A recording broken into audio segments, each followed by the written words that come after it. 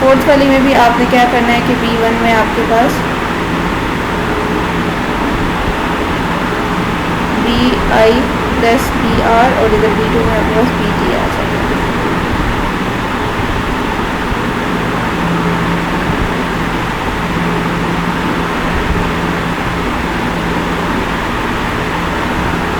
आपने असल में आपने इक्वेशंस पहले वो लिखनी है, ये वाली इक्वेशंस पहले आपने लिखनी है, फिर उसके बाद आपने इनको इस तरह के फॉर्म में पुट करना है, इन 10 उनकी वैल्यूज़ को पुट करके जो पीछे आपने ये वैल्यूज़ फाइंड की होंगी इनको पुट करना है,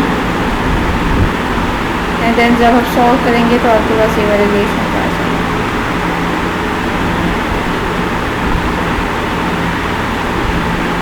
अब जो है वो आपने इस इक्वेशन को जब सॉल्व किया तो आपके पास ये आएगा, बीटा जो है वो इसके बराबर है, और फिर आपने इस इक्वेशन 9.80 9.78 इन दोनों इक्वेशन को सॉल्व करके यहाँ से ये एम्पलीट्यूड्स निकाल लिए। तो ये रिफ्लेक्टेड एंड ट्रांसमिटेड दोनों के एम्पलीट्यूड आ गए।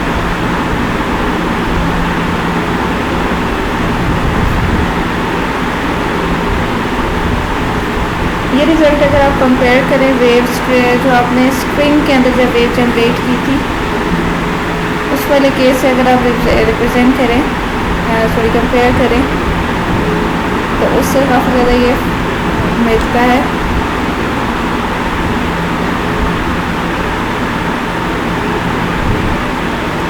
बीटा की वैल्यू जो है वो आपने यहाँ पे पुट करनी है। फिर मैंने कहा है कि अगर इसको दो मीडियम है उनकी जो म्यू की वैल्यूज़ हैं अगर वो ऑलमोस्ट सेम है तो μ1 और μ2 कैंसिल हो जाएंगे और बीटा की वैल्यू V1 और V2 रह जाएगी। उनको पुट करके देखें तो ये वाले इक्वेशन बिल्कुल वो है 9.30 जो आपने स्ट्रिंग के लिए की थी। तो इसमें भी इसी तरह होगा कि आपके पास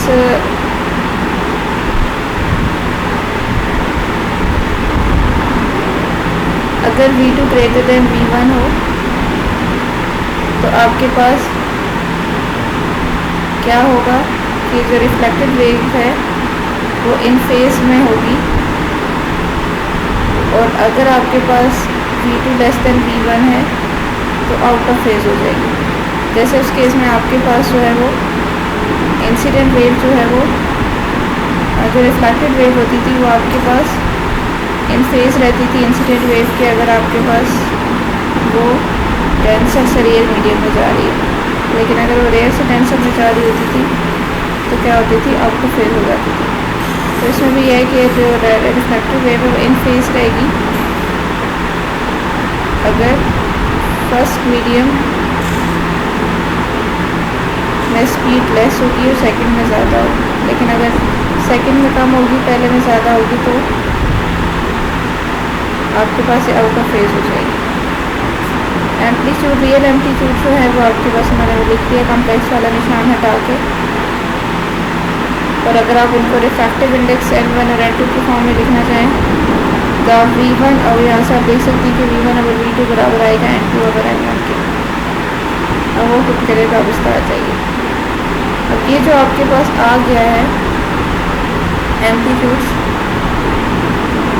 what fraction of the incident energy is reflected and what fraction is transmitted, मतलब हमें कैसे पता चलेगा कि कितनी परसेंटेज जो है वो इंसिडेंट वेव की जो है वो रिफ्लेक्ट की है और कितनी ट्रांसमिट की है।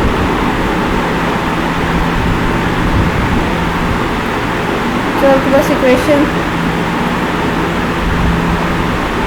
9.73 है, ये आपको इंटेंसिटी के बारे में बताती है।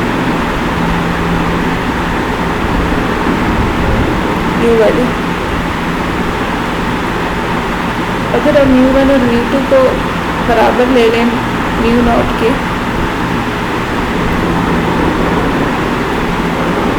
जो रिफ्लेक्टेड और ट्रांसमिटेड इंसिडेंट वेव है उन दोनों की जब आप रेशो लेंगे, ये आपके पास रिफ्लेक्टेड और इंसिडेंट को इससे डिवाइड करते हैं तो आपके पास ये रेशो आ जाएगी, और उनका स्क्वायर ले लें तो आपको R मिलेगा। ये रिफ्लेक्टेड इंटेंसिटी होगी। और ट्रांसमिटेड इंटेंसिटी आप कैसे करेंगे,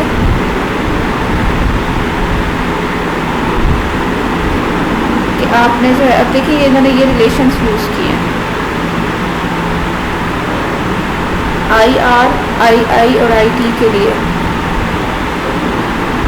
जब हम आर कैलकुलेट करें, I R over I divide करेंगे, तो यहाँ पे आपके पास क्या हो जाएगा, E1 V1 E01 E0 R for I R, I के लिए E1 V1 E0 I, तो E1 V1 कैंसिल हो जाएंगे और ये हाफ भी कैंसिल हो जाएगा और ये बच जाएगा। और इसी तरह अगर आप इसके लिए करेंगे आई टी ओवर आई के लिए, तो ये हो जाएगा आई टी क्योंकि ट्रांसमिटेड वेव की इंटेंसिटी है, ये हो जाएगा E2 V2 divide by E1 V1 EI, तो इसलिए ये ऐसे आ गया। और फिर E0 T और E0 I यहाँ से आ जाएगा, इनको डिवाइड करेंगे तो ये इसके बराबर है। तो ये आपके पास ट्रांसमिशन एंड रिफ्लेक्शन कोफिशिएंट्स आ गए। ये आपको बताना है कि what fraction of incident energy जो है वो रिफ्लेक्ट और ट्रांसमिट करेगी। इनका सम हमेशा 1 के बराबर होता है। According to the law of conservation of energy इनका सम हमेशा 1 के बराबर ही रहेगा। अगर आपके पास एक मीडियम एयर हो, दूसरा ग्लास हो, N1 और N2 गिवन है, अगर इसकी वैल्यूज पुट करें तो आपके पास रिफ्लेक्टेड और ट्रांसमिटेड आ जाएंगे। तो इनका आपने जब सम किया तो आपके पास 1 ही आया। तो यहाँ से आपको हैरान होने की ज़रूरत नहीं है, यहाँ पर रिफ्लेक्शन बहुत कम हो रही है, ट्रांसमिशन बहुत ज़्यादा हो रही है। इसका मतलब ये है कि अगर आपके पास लाइट ग्लास पे फॉल करेगी पासिंग थ्रू एयर से होते हुए फॉलोड बाय एयर, तो आपके पास मैक्सिमम लाइट जो है वो ट्रांसमिट कर जाएगी। ये अब इम्पोर्टेंट आता है आपके पास reflection and transmission at oblique incidents. Oblique incidents का मतलब यह है कि आपने के पास जो इंसिडेंट रे है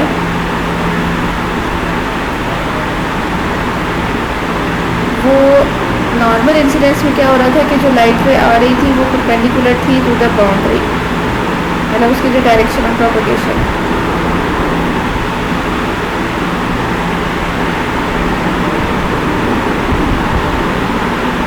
इस केस में वो परपेंडिकुलर नहीं है बल्कि किसी एक सर्टेन एंगल पे आ रही है, उसे मैंने ऑब्लीक कह दिया। तो पहले हमने लास्ट सेशन में हमने रिफ्लेक्शन एंड ट्रांसमिशन की थी एट नॉर्मल इंसिडेंट।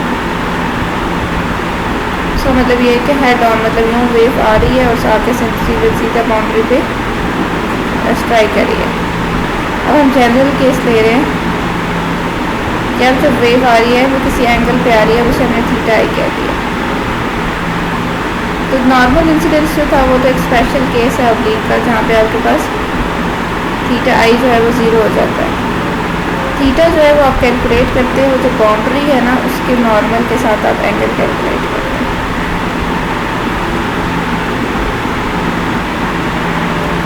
उसको पहले सॉल्व करने से आप थोड़ा सा वार्म अप हो गए हैं, अब आप स्पेशल ये वाला सॉल्व करेंगे। मोनोक्रोमैटिक वेव अगर आपके पास एक मीडियम के अंदर प्लेन वेव है तो आप उसे ऐसे लिखते हैं। उसके electric and magnetic field components को आप ऐसे लिखते हैं। ये एक फिगर ड्रॉ की हुई है जिसमें आपको दिखाया हुआ है कि आपके पास जो इंसिडेंट वेव है वो ये जो नॉर्मल लाइन है जो इस सरफेस का नॉर्मल है उसके साथ कोई एंगल बना रही है, और रिफ्लेक्ट होके तो वो भी एक एंगल बना रही है, और ट्रांसमिट होने के बाद वो कोई एंगल बना रही है। तो ये जो इक्वेशन है ये बिल्कुल सेम आपने इंसिडेंट के लिए भी लिख लेनी है, रिफ्लेक्टेड के लिए भी, ट्रांसमिटेड के लिए, जैसे आपने पीछे इंसिडेंट नॉर्मल इंसिडेंट्स की केस में लिखी थी।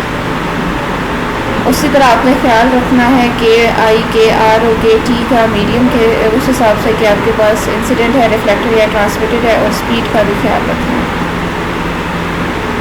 इन तमाम वेव्स की फ्रिक्वेंसी सेम है क्योंकि एक दफ़ा डिटरमिन आपने कर लिया है, और फॉर ऑल द सोर्स क्योंकि सोर्स सेम थी तो इसलिए आपके पास सेम होगी। तो अगर ओमेगा जो है वो सेम है तो ओमेगा के वी के बराबर होता है। तो के वन वी वन या के आर वी वन या के टी वी टू, उसका क्या मतलब है? इसका यही मतलब है वी वन जो है वो आपके पास पहले मीडियम में स्पीड है, वी टू दूसरे में। तो पहले मीडियम के में इंसिडेंट भी है और रिफ्रैक्टेड भी है। तो के आई वी वन और के आर वी वन हो या के टी वी टू, वो सब ओमेगा के बराबर है।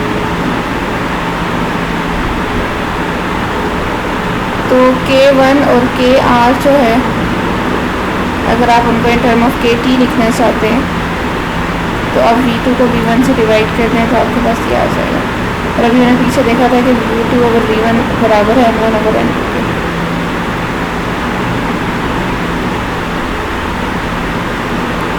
तो इसी तरह आपके पास जो फील्ड है वो मीडियम वन के अंदर जब कंबाइन करेंगी तो इंसिडेंट एंड रिफ्लेक्टेड दोनों आ जाएंगी, और मीडियम टू में आपके पास इसी तरह ट्रांसमिटेड आ जाएंगी। तो जब आप बाउंड्री कंडीशन अप्लाई करेंगे तो आपको कुछ इस तरह का जनरल स्ट्रक्चर बनेगा। इसको अभी हम फिल करेंगे, लेकिन इम्पोर्टेंट थिंग आपके पास ये है कि जो एक्स वाई और टी है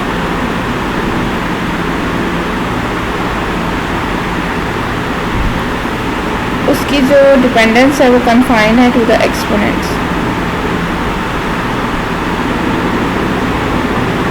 अब ये लाइन इम्पोर्टेंट है कि because the boundary condition must hold at all point of the plane and for all time these exponential factor must be equal when z is equal to 0. Otherwise a slight change in x say would destroy the equality.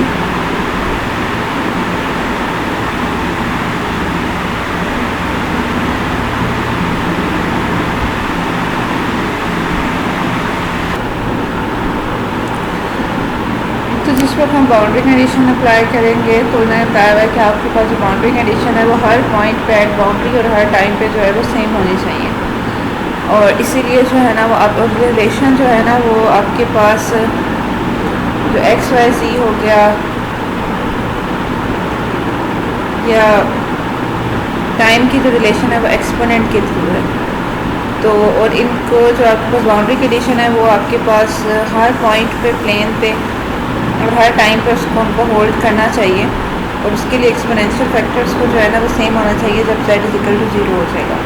Otherwise अगर आपके पास slide change भी किसी में आएगा, let's suppose x में आएगा, तो equality को डिस्टर्ब कर देगा।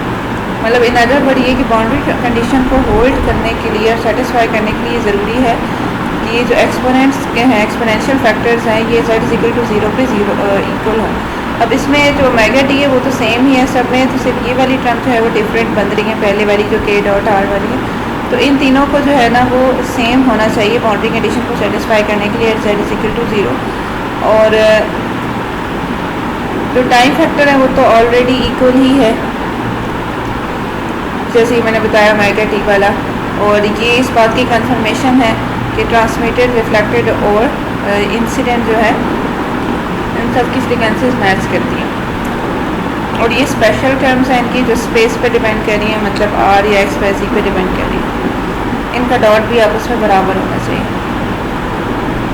या हम कह सकते हैं कि अगर मैं इनको एक कंपोनेंट की फॉर्म में लिखूं, आर का जो है वो एक्स वाई ज़ी कंपोनेंट की फॉर्म में लिखूं और के को भी, तो आपके पास जो है वो इंसिडेंट का एक्स एंड वाई कंपोनेंट बराबर का सम बराबर होना चाहिए रिफ्लेक्टेड के एक्स एंड वाई के वाई के, और इसी तरह उनको ट्रांसमिटेड के एक्स एंड वाई के कंपोनेंट्स के सम के बराबर होना चाहिए at z is equal to 0 for all x and y. और ये इक्वेशन सिर्फ तब होल्ड करती है जब आपके पास एक्स एंड वाई कंपोनेंट्स हों, जो कंपोनेंट्स है वो सेपरेटली भी इक्वल हों। मतलब अगर आपके पास x 0 हो जाए तो आपके पास ये y वाले तीनों कंपोनेंट्स हैं वो आपस में बराबर हो जाएंगे, और अगर y 0 हो जाए तो x वाले बराबर हो जाए।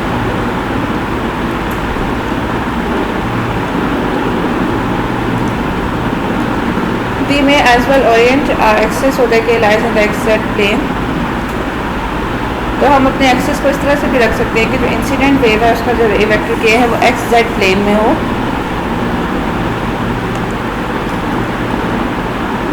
तो अब देखिए मिसाल के तौर पे अभी हमारा जो है वो एक्स वाई प्लेन में था,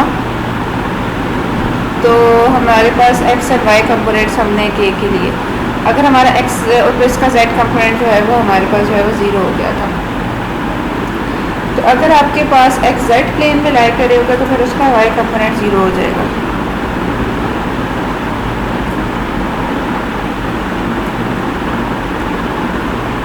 तो अगर वाई कंपोनेंट इंसिडेंट का ज़ीरो होगा तो रिफ्लेक्टेड और ट्रांसमिटेड का भी ज़ीरो हो जाएगा।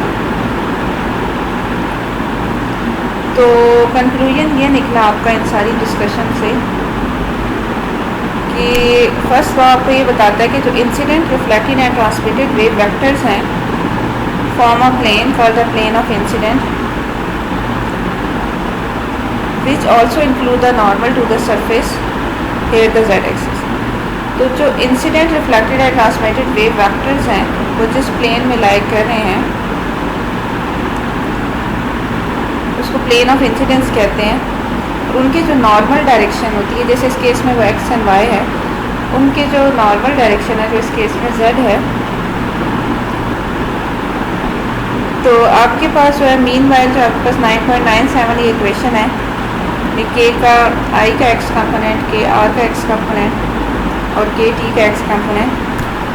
तो ये देखें आपके पास ये चीज़ है, तो अगर हम ये एक्स एक्सिस ले रहे हैं और ये एंगल है, तो अगर आप इसको वेक्टर्स को रिजॉल्व करें तो जो एक्स एक्सिस के लॉन्ग कंपोनेंट आएगा वो थीटा वाला होगा तीनों का। तो इसलिए इनके जो एक्स कंपोनेंट है उनके साथ आपके पास क्या आ गया, sine theta i, sine theta r और साइन थीटा टी। थीटा आई जो है वो एंगल ऑफ इंसिडेंट है, theta r angle of reflection है, और थीटा टी जो है वो एंगल ऑफ ट्रांसमिशन है। इन सब को हमने with respect to normal to the boundary जो है वो मेजर किया। सेकेंड लॉ ऑफ हमें ये कहता है कि एंगल ऑफ इंसिडेंस और एंगल ऑफ रिफ्लेक्शन जो है वो आपके पास बराबर होता है, जिसको हम लॉ ऑफ रिफ्लेक्शन कहते हैं। और थर्ड लॉ हमें ये बताता है कि जो साइन थीटा टी है, लेकिन अगर आपके पास थीटा आई और थीटा आर जो है वो बराबर है, तो हमारे पास इसका क्या मतलब हुआ कि साइन थीटा आई और साइन थीटा आर जो है वो बराबर हो गए। तो इसका मतलब है कि आपके पास जो है साइन थीटा आर की जगह आप साइन थीटा आई भी पुट कर सकते हैं, या इन दोनों को अगर आप रिलेट कर लें तो वहाँ से आपके पास ये वाला रिलेशन आ जाएगा, K1 एंड के टी, के आई और के टी जो है उनकी जगह आपके पास एन आई और एन टू आ जाएगा। इसे कहते हैं law of reflection, Snell's law. ये तीन जो है ये फंडामेंटल, जिसमें आप ये तीन फंडामेंटल लॉज आपको पहले से पता है कि angle of incidence, angle of reflection जो है वो एक प्लेन में लाई करता है, और नॉर्मल जो है इसी तरह ये एंगल ऑफ रिफ्लेक्शन इंसिडेंट और एंगल ऑफ रिफ्लेक्शन बराबर होता है, और इस स्नेल्स लॉ का भी आपको पहले से पता है। ये फंडामेंटल ज्योमेट्रिकल ऑप्टिक्स के लॉ है, और ये रिमार्केबल है कि आपके पास इलेक्ट्रोडायनामिक में भी ये आप अप्लाई करें।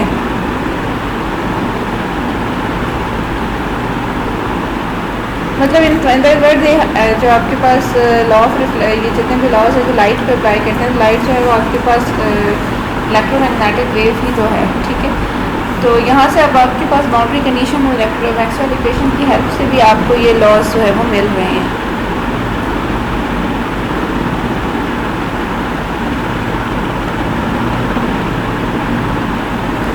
तो इससे बाउंड्री कंडीशन हमने स्पेसिफिकली अप्लाई की, तो हमारे पास ये सारे जो लॉज हैं वो रीजनरेट हो जाते हैं।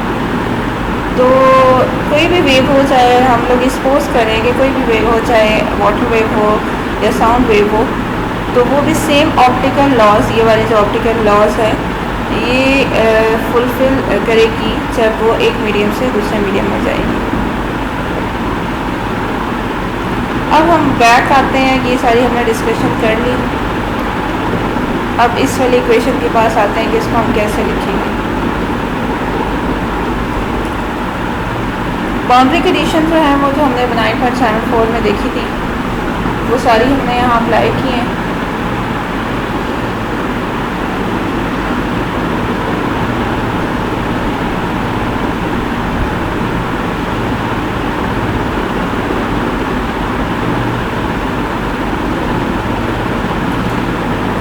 आपके पास जो है ये बाउंड्री कंडीशंस। और इसका तरीका ये होता है कि आप पहले बाउंड्री कंडीशंस को लिख लें, उसके बाद आप इनको देखिए। अब जो है मैं ओपन करने की कोशिश करती हूँ साथ, ताकि मैं आपको साथ साथ बता सकूँ कि ये कैसे बाउंड्री कंडीशन अप्लाई करके आपके पास ये चीज़ें आती हैं।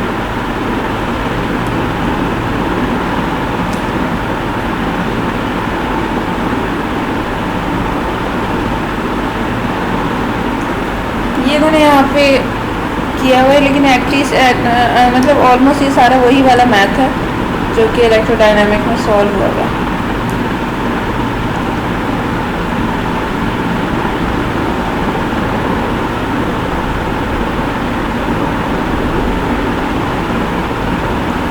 इन्हीं से आपने इस वाली जो आपके पास ये वाली जो चीज़ थी, इससे इन्होंने ये सारी चीज़ें कंक्लूड की हैं कि आपके पास z इक्वल टू 0 पे इसको सेटिस्फाई होना चाहिए। फिर इनको कंपोनेंट्स की फॉर्म में लिखा, फिर कहा कि let's suppose y equal to 0 पे आप इसे देखें तो आपके पास x वाले कंपोनेंट्स बराबर आ जाएंगे, और x 0 पे देखें तो y वाले कंपोनेंट्स आपस में बराबर हो जाएंगे। अगर आप y 0 देख रहे हैं और आप इनके x कंपोनेंट्स देखें, y 0 प्लेन आपके पास कौन सा होगा, जो x और z प्लेन होगा, ठीक है। फिर उसके बाद आपके पास जो है वो ये चीज़ बन जाएगी। तो ये मैंने आपको बताया क्योंकि x एक्सिस के लॉन्ग आपके पास इसका साइन वाला कंपोनेंट बनेगा, तो इसलिए इन्होंने k1 का x कंपोनेंट इसके बराबर किया, आपका x कंपोनेंट और kt का x कंपोनेंट इसके बराबर। तो आपके पास जो एंगल ऑफ इंसिडेंस और एंगल ऑफ रिफ्लेक्शन जो है बाय लॉ ऑफ रिफ्लेक्शन वो आपस में बराबर है। स्नेल्स लॉ से आपके पास sine theta D over sine theta आई जो है वो n1 ओवर n2 के बराबर है। अभी हम इस वाली बात पे नहीं आ रहे क्योंकि ये चीज़ हमने प्रूफ करनी है। मैं आपको सिर्फ ये दिखा रही थी कि मैं बाउंड्री कंडीशंस को साथ रख के ये वाली बाउंड्री कंडीशन, तो मैं आपको जो है वो बाउंड्री कंडीशन में साथ रख के तो मैं कोशिश कर रही थी कि मैं आपको बता सकूं कि ये कैसे सॉल्व होगा। इसको मुझे थोड़ा सा जूम करने में ताकि ये सही से नज़र आ सके आपको।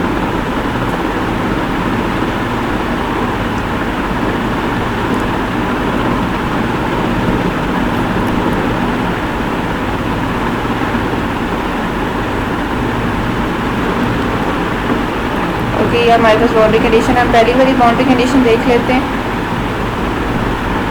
E1 परपेंडिकुलर, E2 परपेंडिकुलर, तो परपेंडिकुलर बाउंड्री के परपेंडिकुलर, तो बाउंड्री के परपेंडिकुलर z एक्सिस है, तो इसलिए आपके पास, और मैंने आपको पहले बताया था फर्स्ट और सेकंड मीडियम को रिप्रेजेंट कर रहा है। फर्स्ट मीडियम में आपके पास इंसिडेंट और रिफ्लेक्टेड दोनों है, इसलिए उनका सम आ जाएगा, और सेकंड में आपके पास ट्रांसमिटेड है, और एप्सिलॉन और एप्सिलॉन टू मीडियम के हिसाब से, ठीक है। इसी तरह आप सेकंड वाले को देखें तो आपके पास जो है वो मैग्नेटिक फील्ड का परपेंडिकुलर कंपोनेंट इसी तरह z वाला आ जाएगा। इसी तरह आपके पास जो थर्ड वाला है उसमें पैरेलल वाले कंपोनेंट्स में जाहिर सी बात है बाउंड्री के पैरेलल x भी आ जाएगा, y भी आ जाएगा, क्योंकि एक्स वाई प्लेन है, तो वो एक डायमेंशन तो नहीं है, दो डायमेंशन हैं, तो दोनों आ सकते हैं, इसलिए उसके साथ यहाँ पे x एंड y लिखा हुआ है, और सिमिलरली हमने यहाँ पे भी लिखा हुआ है, ठीक है। ये मैंने आपको यहाँ से बता दिया कि बाउंड्री कंडीशन से कैसा है। अब v नॉट जो है वो आपके पास ये पहले हम देख चुके हैं कि ये इसके बराबर है। तो जो लास्ट को आपके पास इक्वेशन है, पेयर ऑफ इक्वेशन है, वो आपके पास x एंड y को दोनों के लिए, x एंड y कंपोनेंट्स के लिए, अगर हम सपोज करें कि जो इंसिडेंट वेव है उसकी जो पैरेलल जो पोलराइजेशन है, पोलराइजेशन से जैसे मुराद होती है जो उसका इलेक्ट्रिक फील्ड कंपोनेंट होता है कि वो आपके पास पैरेलल है to the plane of incidence, मतलब एक्स जेड प्लेन के है, मतलब ये कि जो आपके पास प्लेन ऑफ इंसिडेंस जो है वो आपके पास लेट्स सपोज ये प्लेन है, ठीक है।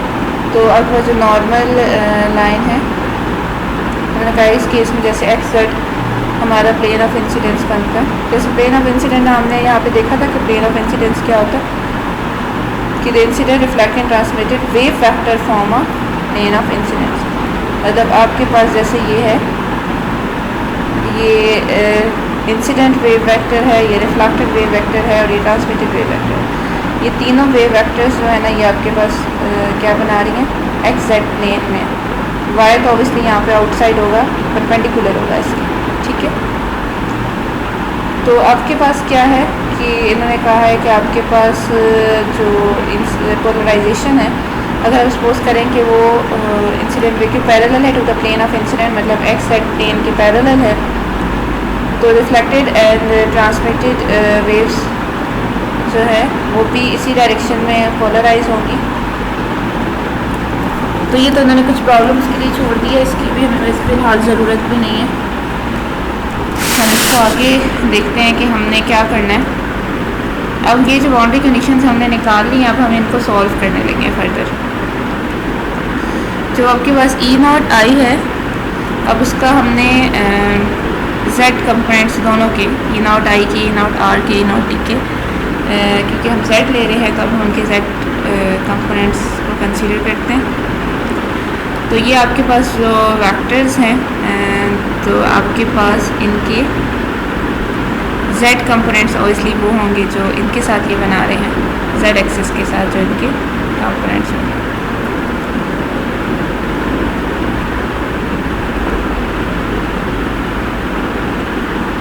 ओके, अच्छा लेट मी सी कि इन्होंने जो है वो यहाँ पे इन्होंने डबल किट बड़ी अच्छी डायग्राम ड्रॉ किए हुए, हम इसको देख लेते हैं, बार बार पीछे जाने की ज़रूरत नहीं है। देखिए ये जो है ना वो आपके पास के जो वेक्टर है ना, चलिए मैं के वेक्टर को रिजॉल्व कर रही थी, ये जो के वेक्टर है ना, ये के वेक्टर जो है ये तो डायरेक्शन ऑफ प्रोपगेशन को शो कर रहा होता है ना। तो ये आपके पास इंसिडेंट वेव जो है ना वो इस डायरेक्शन में आ रही है। तो हमने कहा है कि अगर उसका जो पोलराइजेशन या उसका जो इलेक्ट्रिक फील्ड कंपोनेंट है वो इस एक्स जेड प्लेन में लाई कर रहा है, मतलब यूँ लाई कर रहा है, तो अगर ये डायरेक्शन जो है वो इस तरह के की डायरेक्शन है, ये ई की, तो बी की डायरेक्शन ऑब्वियसली आपके पास ये परपेंडिकुलर बनेगी, मतलब वाई डायरेक्शन में बनेगी। तो ये जो ई है इंसिडेंस, ठीक है, अगर मैंने इसका जेड कंपोनेंट फाइंड करना है तो मुझे इसको रिजॉल्व करना है, इसी तरह ये जो ई आर है इसको रिजॉल्व करना है और ई टी को रिजॉल्व करना है जेड कंपोनेंट फाइंड करने के लिए। तो उसका तरीका यही है फिर सिंपल सा कि आपके पास जो है ये जो ई आर है इसको मैंने, आपने क्या करना है, इसकी प्रोजेक्शन बनानी है टू द जेड एक्सिस, ठीक है।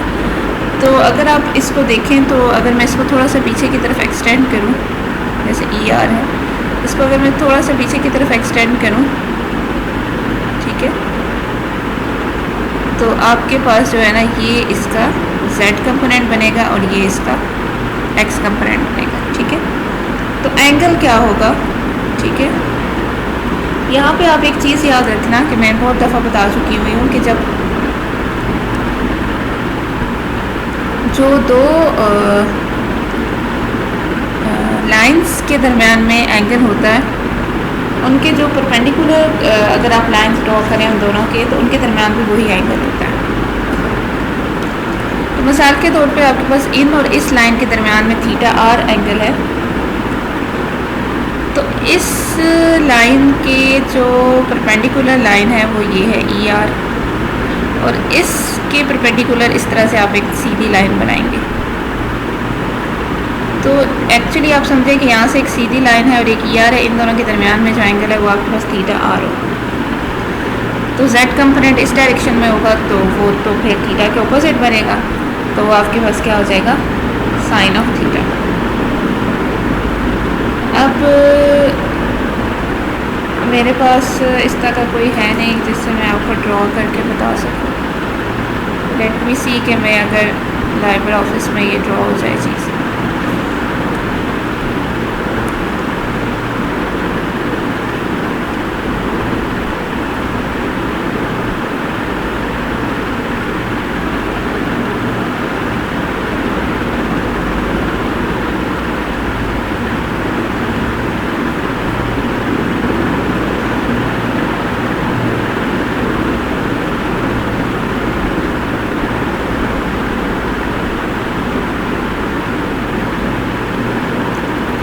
आई विल सी कि अगर ये मैं ड्रॉ कर सकती हूँ इसमें। मैंने वैसे कभी यहाँ पे कुछ ड्रॉ किया नहीं है, तो इसलिए आई डोंट नो कि ये ड्रॉ होगा या नहीं होगा।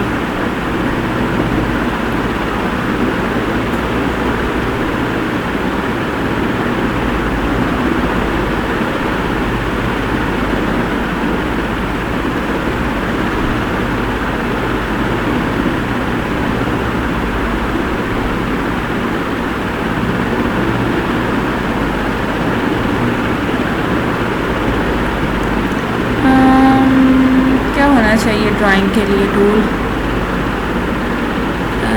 लाइन वगैरह के लिए क्या टूल होना चाहिए जिससे मैं कोई लाइन ड्रॉ कर सकूँ? आई थिंक ये वाला, बट यू से आई डोंट नो, इससे तो कोई लाइन बनेगी ना इससे? हाँ चलो लाइन भी बन जाती है तो एटलीस्ट मैं थोड़ा बहुत बता तो सकूँगी ना जब मैं बताना चाह रही हूँ। मैं बताना ये चाह रही हूँ कि लेट्स सपोज ये आपके पास रिकॉर्ड करती हूँ इसे, कि लेट्स सपोज ये आपके पास जो है वो के जो है वो है, ठीक है, कि वेव जो है वो इस डायरेक्शन में ट्रैवल कर रही है।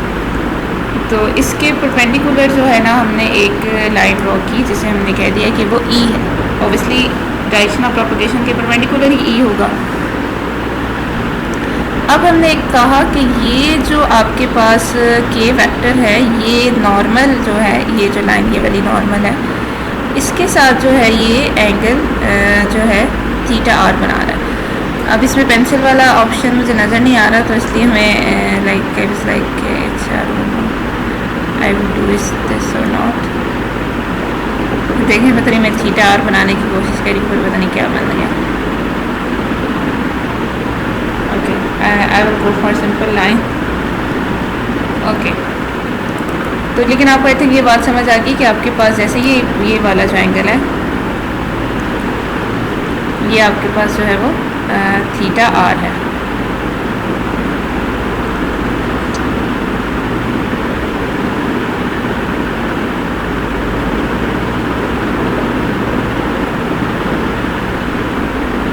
ठीक है, ये वाला ये के है, ये जो है वो इलेक्ट्रिक फील्ड कंपोनेंट है और ये इसका थीटा आई है, सॉरी। ठीक है, तो मैं बताना ये चाह रही हूँ कि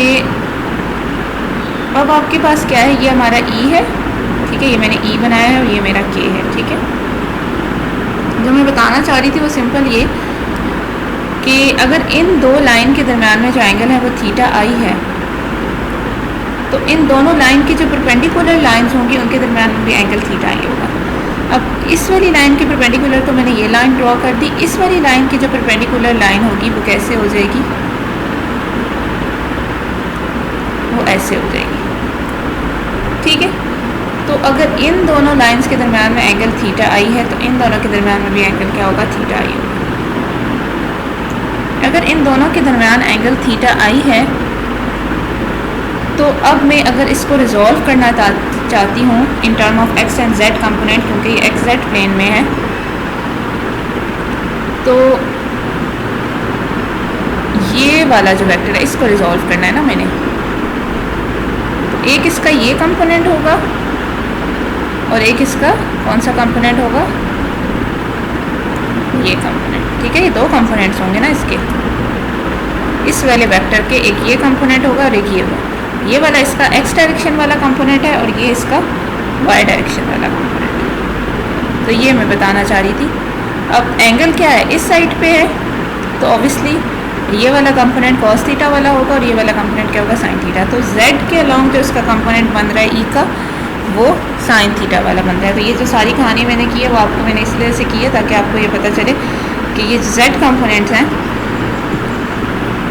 आपके पास जो बाउंड्री कंडीशन से जेड कंपोनेंट्स आ रहे हैं वो साइन थीटा क्यों आ रहे हैं। ओके, मुझे जो है वो याद आ गया कि आपके जो है वो ड्राइंग कैसे करनी है। तो मैं आपको फिर से बता देती हूँ कि आपके पास ये जो है एक्स एंड जेड प्लेन है, ये एक्स है, ये आपके पास जेड है, ये आपके पास के वेक्टर है, ये आपके पास ये एंगल जो है वो आपके पास थीटा आई है, और जो आपके पास इलेक्ट्रिक फील्ड है वो आपके पास इसके परपेंडिकुलर है, उसकी डायरेक्शन आपके पास ये बन रही है। फिर आपने का इलेक्ट्रिक फील्ड कंपोनेंट्स को हमने रिजॉल्व करना है, उसकी हमने प्रोजेक्शन बनाई। तो ये उसका जो है एंगल है,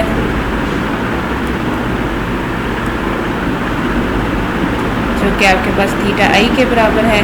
तो ये उसका जो है वो जेड कंपोनेंट होगा जो कि साइन थीटा वाला है, ये कंपोनेंट उसका साइन थीटा होगा और ये कंपोनेंट उसका कॉस थीटा होगा।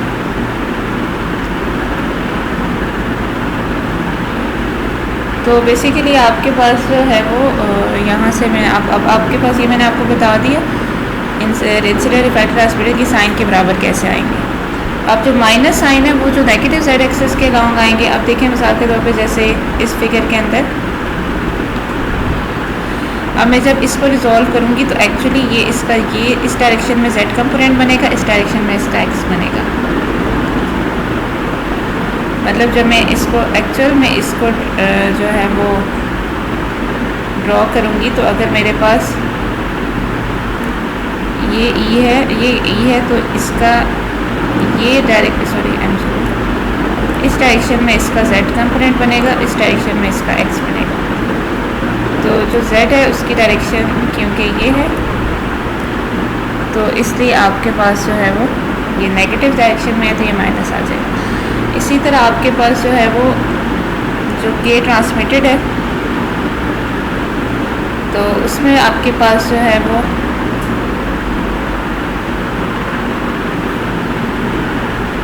ये उसका ई वेक्टर है।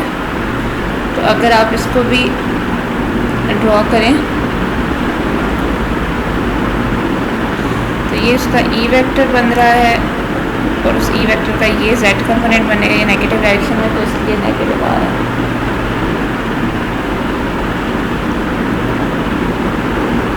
तो इसलिए ये